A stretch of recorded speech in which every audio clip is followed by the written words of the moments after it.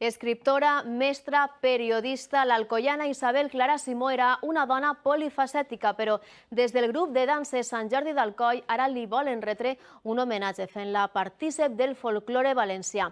L'han convertit en una dels seus nous personatges del Ball dels Nanos, una artesania que s'ha fet des d'un taller de potries.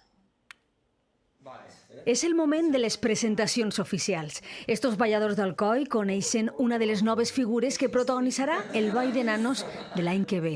A Potries, on s'ha moldejat artesanalment la peça a imatge d'Isabel Clara Simó, proven resistència i pes d'esta caricatura feta amb fibra de vidre i polièster.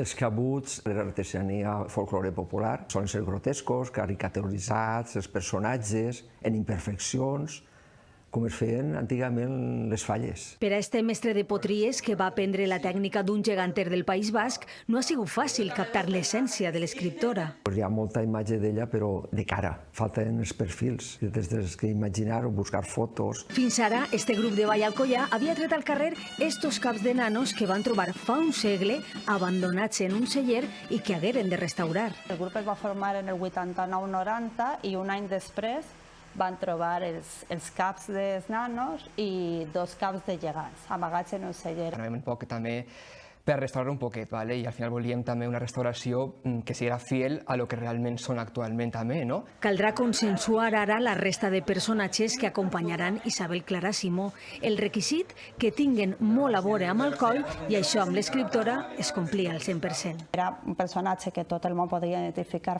fàcilment a la cultura valenciana, a la cultura alcoiana, encara que no estigui relacionat amb les danses, però al final nosaltres els que intentem és en totes les actuacions contar històries.